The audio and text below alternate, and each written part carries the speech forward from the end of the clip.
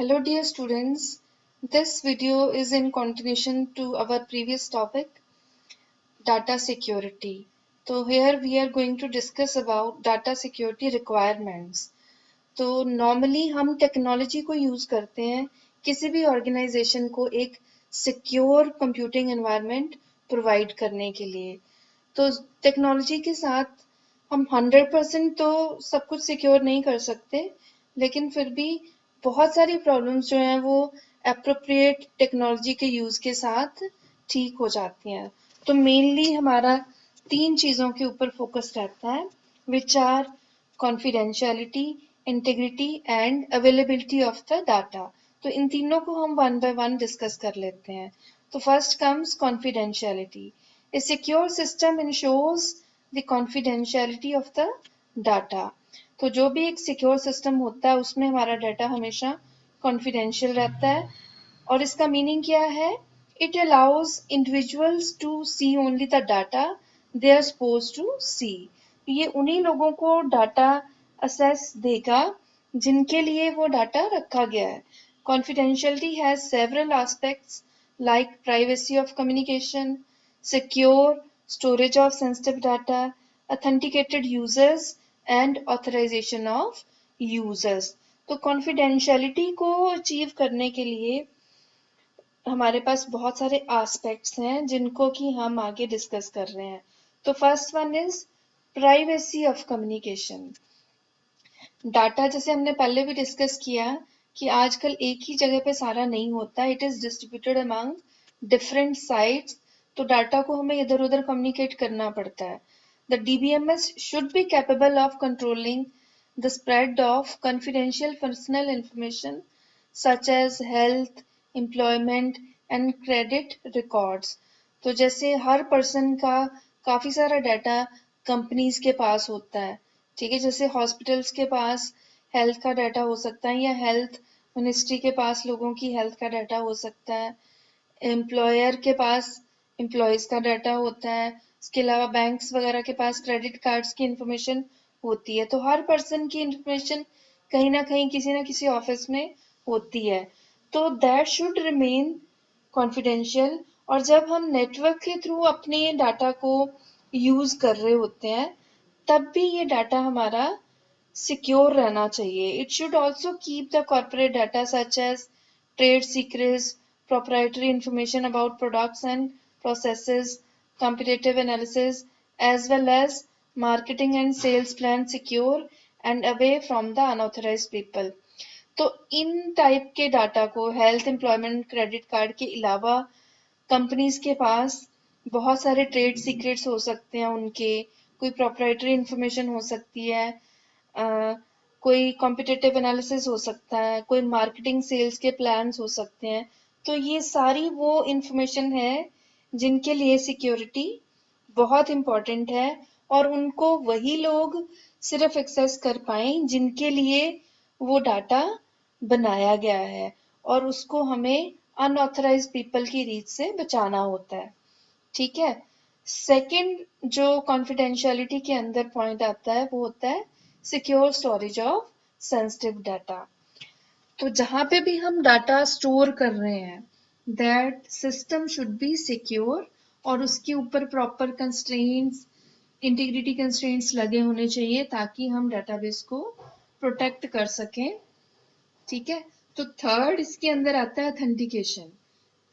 One of the most basic concept in database security is authentication, which is quite simply the process by which a system verifies a user's identity. तो authentication है क्या basically? जिसके through system जो है user को identify करता है। A user can respond to a request to authenticate by providing a proof of identity or an authentication token। तो प्रूफ कैसे करना है कि ये यूजर जो है वो ऑथेंटिकेटेड है सिस्टम को यूज करने के लिए। जैसे अब स्टूडेंट्स एग्जाम देने के लिए जाते हैं तो वो एग्जामिनेशन हॉल में बैठने के लिए कब एलिजिबल होते हैं? जब उनके पास एक वैलिड रोल नंबर होता है, ठीक है। तो स्टूडेंट्स क्या अपने आप को ऑथेंटिकेट करने के लिए क्या शो करते हैं?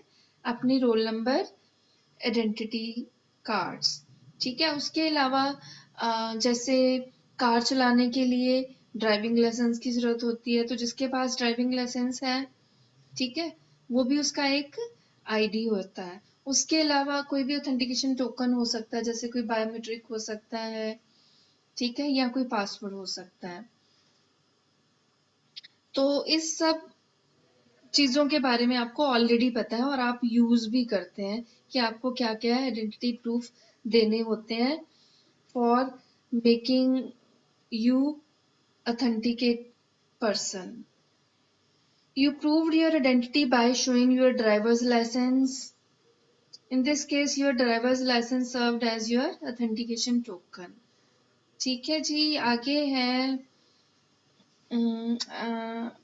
नेक्स्ट पॉइंट जो आता है हमारे पास है वो ऑथराइजेशन।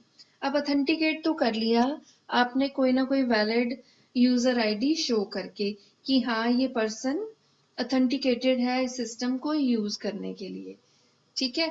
उसके बाद आती है ऑथराइजेशन कि ये पर्सन तो चलो वैलिड है, लेकिन ये पर्सन कौन कौन सी इंफॉर्मेशन को यूज करने के लिए ऑथराइज है, ठीक है।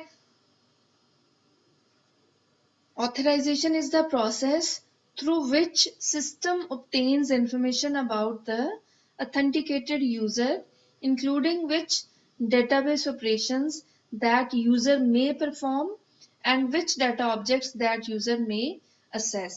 तो जब एक यूजर ऑथेंटिकेट हो जाता है तो उसके साथ सिस्टम के पास बहुत सारी इंफॉर्मेशन उसके साथ इंक्लूडेड होती है कि ये पर्टिकुलर यूजर, ये पर्टिकुलर पर्सन डेटाबेस के कौन से ऑब्जेक्ट्स को यूज कर सकता है और किस तरीके से यूज कर सकता है। User driver's licence is perfect example of an authorisation document, though it can be used for authentication purpose, it also authorizes you to drive a certain class of car. Driving licence के साथ आप अपने आप को authenticate भी करते हो, ये आपके आईडी की तरह भी काम करता है और उसके साथ वो आपको ऑथराइज भी करता है कि आप कौन सी टाइप के व्हीकल को ड्राइव कर सकते हो, ठीक है। क्योंकि ड्राइविंग लाइसेंस भी डिफरेंट काइंड के बनते हैं कि हैवी व्हीकल्स के लिए बना है या लाइट व्हीकल्स के लिए है या स्कूटर के लिए है या कार के लिए है। तो उसके साथ ये भी पता चलता है कि ये पर्सन जो है वो किस काम के लिए ऑथराइज है, वेदर वो सिर्फ जैसे लर्निंग लाइसेंस बनता है या शुरू में 18 से नीचे वाला जो बनता है, 18 एज से नीचे वाला, तो तब सिर्फ टू व्हीलर ड्राइव करने की परमिशन होती है। तो उस तरह से ड्राइविंग लाइसेंस के साथ ये भी पता चलता है कि ये पर्सन किस काम के लिए ऑथराइज है।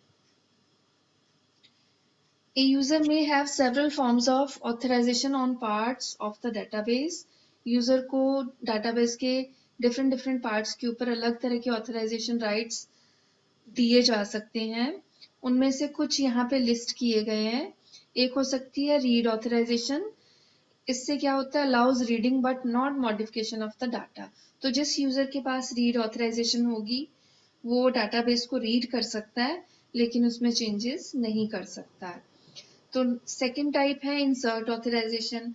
तो जिस यूजर के पास इंसर्ट ऑथराइजेशन होगी वो न्यू डाटा को इंसर्ट कर सकता है पर एग्जिस्टिंग डाटा को मॉडिफाई नहीं कर सकता।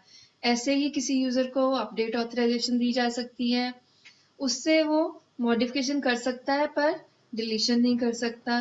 तो किसी यूजर के पास डिलीट ऑथराइजेशन हो सकती है which allows deletion of data. User में बी असाइंड ऑल, हो सकता है किसी यूजर को ये सारे प्रिविलेजेस जो हैं वो ग्रांट किए जाएं और हो सकता है उसको कोई भी ना मिले, नन, और a combination of these type of authorisation. ये डिपेंड करता है कि यूजर हमारा कौन सा है, वो ऑर्गेनाइजेशन रूल्स के अकॉर्डिंगली यूजर्स को प्रिविलेजेस प्रोवाइड होंगे कि किस टाइप के यूजर को क्या क्या असेस किस ऑब्जेक्ट के ऊपर देना है। In addition to these forms of authorization for access to data, a user may be granted authorization to modify the database schema. तो अभी ऊपर वाले जो हमने डिस्कस किए हैं, रीड, अपडेट, डिलीट, ये सब डाटा के ऊपर वाले प्रिविलेजेस थे। उसके अलावा डाटाबेस स्कीमा को भी मॉडिफाई करने या चेंज करने के प्रिविलेजेस जो हैं वो यूजर्स को ग्रांट किए जा सकते हैं। तो which includes index authorisation, resource authorisation, alteration authorisation, drop authorisation. ठीक है, इन सारी ऑथराइजेशन के जो एक्टिविटीज हैं वो यूजर्स परफॉर्म कर सकते हैं अगर उनको ये वाली ऑथराइजेशन मिली होगी। ठीक है, the drop and delete authorisation differ in that delete authorization allows deletion of tuples only। आपने कमांड्स भी देखी हैं कि डिलीट के साथ हम किसी टेबल में से रोज को डिलीट कर सकते हैं, जबकि टेबल को डिलीट करने के लिए हमें ड्रॉप कमांड यूज करनी होती है। तो इसलिए अगर किसी यूजर को डिलीट की परमिशन मिली है, प्रिविलेज मिला है, तो वो सिर्फ डाटा को डिलीट कर सकता है, उस पूरे डाटा ऑब्जेक्ट को डिलीट नहीं कर सकता। उसके लिए उसको ड्रॉप प्रिविलेज चाहिए होगा, ऑथराइजेशन चाहिए होगी। ठीक है, the ability to create new relations is regulated through resource authorisation. Actually इन चारों के बारे में थोड़ा थोड़ा यहाँ पे एक्सप्लेन किया गया है, you can go through it. तो नेक्स्ट कम्स इंटीग्रिटी। हम मेनली बात कर रहे थे कॉन्फिडेंशियलिटी की। कॉन्फिडेंशियलिटी के अंदर हमने देखा कि प्राइवेसी ऑफ कम्युनिकेशन है, सिक्योर स्टोरेज है, ऑथराइजेशन है, ऑथेंटिकेशन है। तो नेक्स्ट मेन जो सिक्योरिटी का कंसर्न होता है वो इंटीग्रिटी होता है। तो इंटीग्रिटी क्या है? A secure system ensures that the data it contains is valid. हम डाटाबेस को वैसे तो सिक्योर कर रहे हैं, लेकिन इंटरनल हमारा कंसर्न क्या है कि डेटाबेस के अंदर जो डाटा रह रहा है, रिजाइड कर रहा है, वो भी हमेशा ऑथेंटिकेटेड होना चाहिए, हमेशा वैलिड होना चाहिए, करेक्ट होना चाहिए। Data integrity means that data is protected from deletion and corruption both while it resides within the database। तो डाटा इंटीग्रिटी से हमारा क्या मतलब है कि डेटाबेस को हमने प्रोटेक्ट करना है, डिलीशन से भी, करप्शन से भी हमें प्रोटेक्ट करना है, and while it is being transmitted. तो हमें दोनों तरह से प्रोटेक्ट करना है, जब वो एक सिस्टम के ऊपर रिजाइड कर रहा है, स्टोर्ड है, या वो नेटवर्क के ऊपर कम्युनिकेट हो रहा है। हमें दोनों केसेस में डेटा को डिलीशन और करप्शन से प्रोटेक्ट करना है। तो उसके बाद नेक्स्ट जो कंसर्न होता है डेटाबेस सिक्योरिटी का, दैट इज अवेलेबिलिटी। अब हम इतना सारा कुछ कर रहे हैं, हम डेटाबेस को क्रिएट करते हैं, उसके ऊपर बहुत सारे तरह के कंस्ट्रेंट्स लगाते हैं, फिर हम यूजर्स क्रिएट करते हैं, यूजर्स को प्रिविलेजेस देते हैं। ठीक है, सिक्योरिटी के लिए हमने बहुत सारे लेवल्स देखे, हर लेवल पे डेटाबेस को सिक्योरिटी प्रोवाइड करते हैं। ठीक है, और लास्ट में हमारा एक कंसर्न रह जाता है अवेलेबिलिटी। अवेलेबिलिटी मीन्स कि अब जो इतना कुछ हमने इतनी मेहनत से बनाया है और जिसके लिए बनाया है वो उसको अवेलेबल भी होना चाहिए। ठीक है, जिन यूजर्स के लिए, जिनके काम को आसान करने के लिए हमने पूरे डेटाबेस को मैनेज किया है, उनको जब जरूरत पड़े उनको वो डाटा इजीली अवेलेबल भी होना चाहिए, वो उसको यूज भी कर पाए। A secure system makes data available to authorized users। ठीक है, सबको नहीं, किसको अवेलेबल होना चाहिए? जो ऑथराइज्ड यूजर्स हैं, विदाउट डिले। ये भी इंपॉर्टेंट है। अब जिनके लिए बनाया है उनको ही प्रॉपरली एक्सेस ना मिले तो हमारे पूरे सिस्टम का कोई भी फिर बेनिफिट नहीं होगा।